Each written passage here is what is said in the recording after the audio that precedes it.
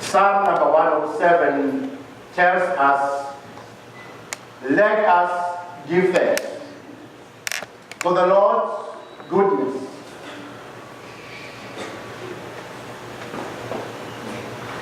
For the wonderful works that the Lord does for his people. He satisfies the thirsty, and the Lord fills the hungry with good things.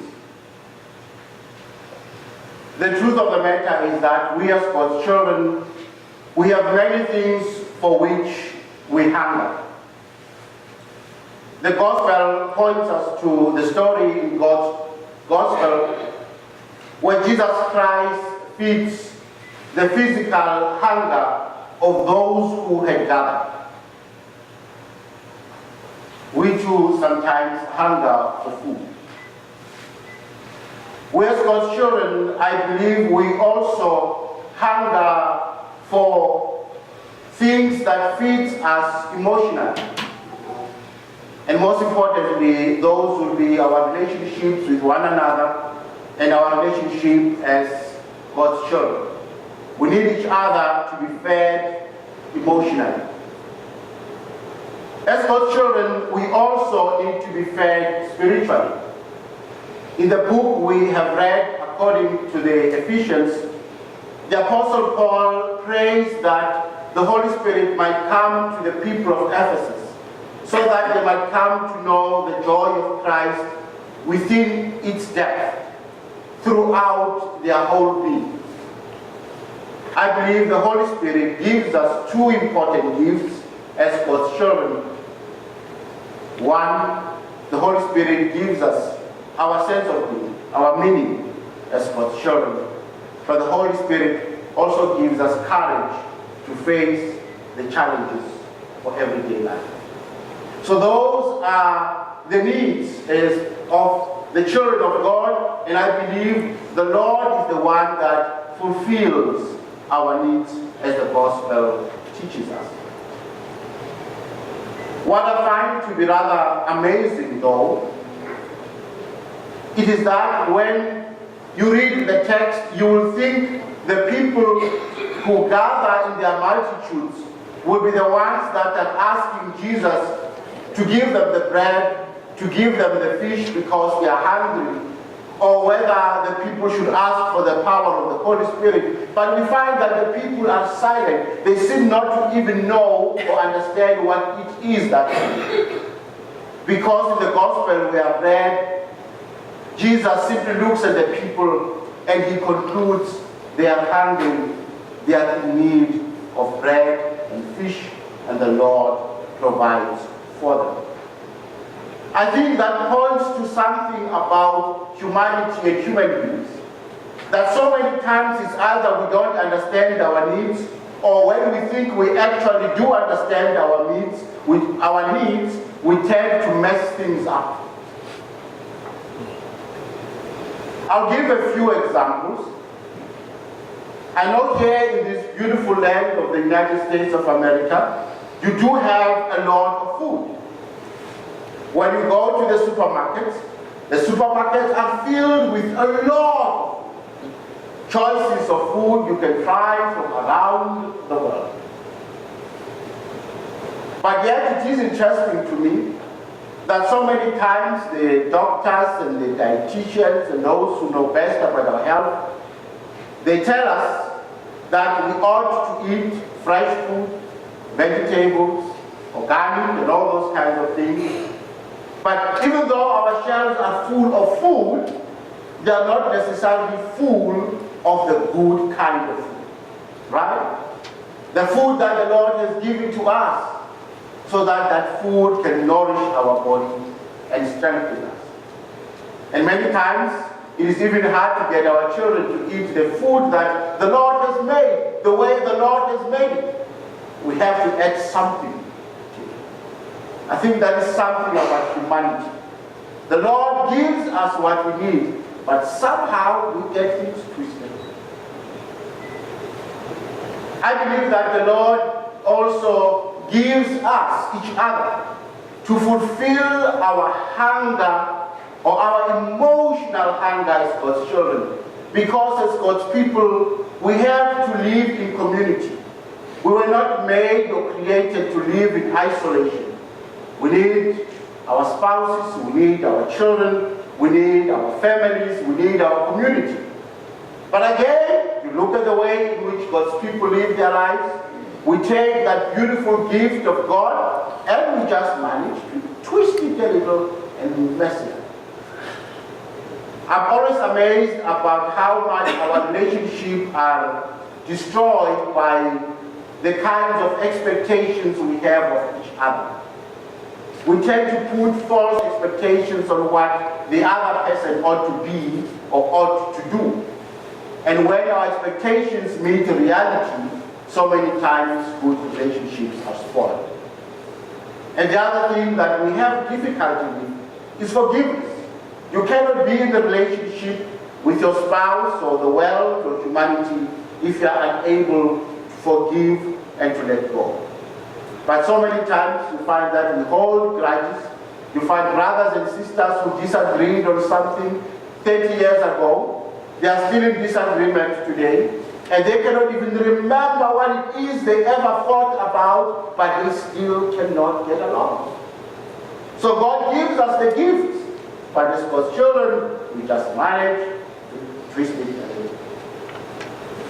I believe that God also gives us the gifts of the Spirit. And I'd like to separate those maybe two just for the sake of our own understanding. I think God gives us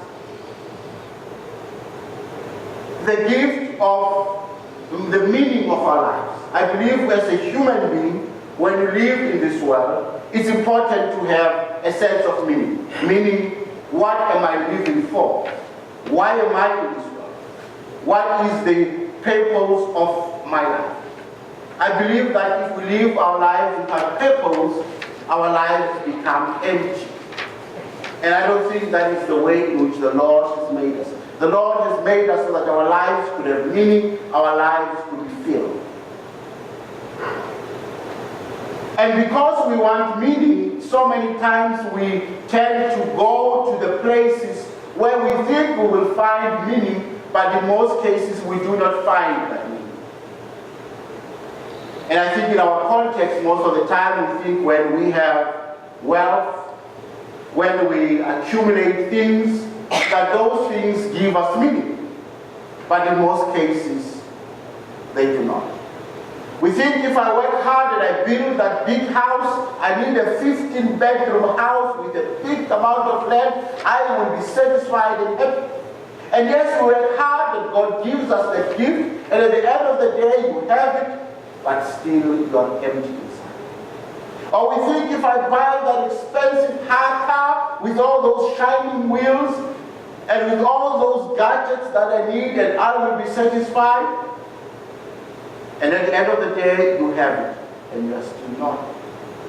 For our youth, we think if I have the latest gadget, right, the latest computer that comes about, or the latest phone, and yes, I get it, and I'm happy for a minute, but then I am still not satisfied. Because I believe our meaning as God's children comes from our vocation. It comes from doing things for others. It comes from us living in community.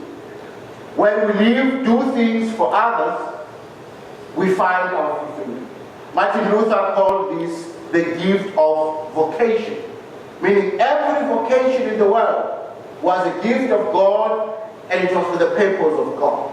So if you are a lawyer, you are a teacher, you are an engineer, you are a government official, your role and your duty in the world is to serve the world and to serve others. And when we serve others, we find fulfillment and we find joy. Even if you do the most, what would be considered the smallest job in the world, but if you do it with a sense of knowing your contribution towards society, then suddenly you find fulfillment.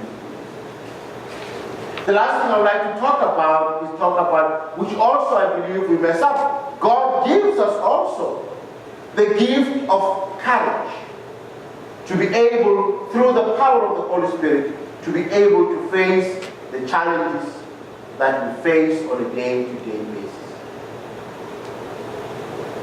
And many times we look for courage, we go to places where such things cannot be found, but the courage is found in the Lord. So the question that maybe you have for me is, now what do we do? We know the Lord gives us these gifts that are supposed to give us life, to give us fulfillment, and to give us joy.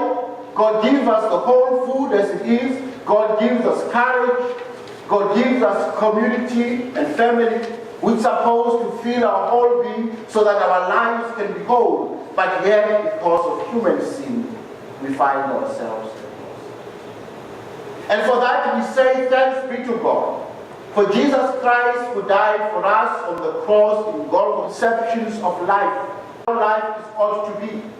The cross in Golgotha points us to what is right and what is wrong, what is important and not important for our lives, so that we know how our lives can be lived to the full.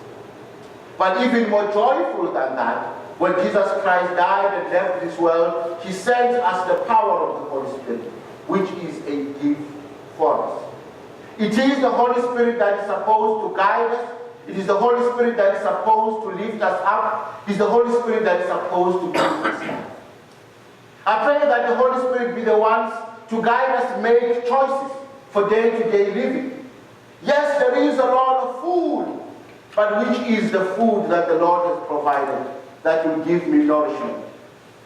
Yes, it is indeed true that as God's children we have relationships which sometimes we spoil. But let's pray that the power of the Holy Spirit is the one to help us know when we have made mistakes, give us the guidance and the conscience so that we could live with one another in harmony and in peace as God's children.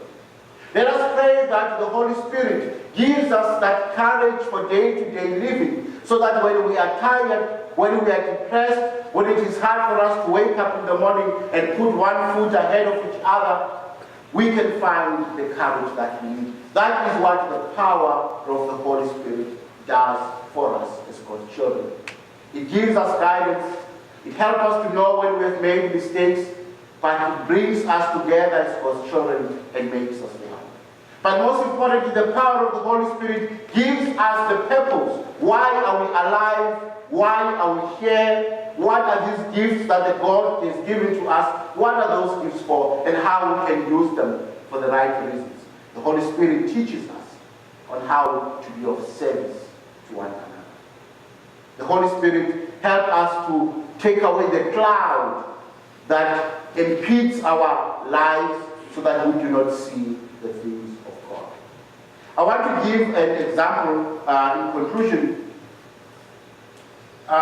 Many years ago, I did my internship in Oregon. In the congregation where I serve, the young people, they will go on a mission trip during the summer months, and so they work through the year to collect funds and raise funds so they can go and then go towards Mexico to do that. And one year we had a young woman who seemed not to be satisfied with life. She was always upset and always behind the things that they call computers. And the parents, they worried, but they made sure that she came to Sunday school and she came to confirmation and youth group and all of that. And we prayed that God will give her guidance. And something occurred when they went to a mission trip one year. So they went to mission trip and they came back and everything was fine. But the parents began to notice a change of attitude. And they did not know how to where to pin what was going on, but it was good. Like when the children seem to be happy, you are happy. So when they were reflecting about how the trip had gone, what amazed us was what the child pointed to. She said she went on this mission trip and she was unhappy because she complains about everything that we all do sometimes. But what amazed her during this visit was the fact that she met teenagers like herself. And they did not have any of the things that she had. They did not have the computers, the iPads, the iPhones, whatever that you name them. They don't have them. But what struck her was that they were happy. For the first time, she began to realize that joy is not found in things, but is found in other things.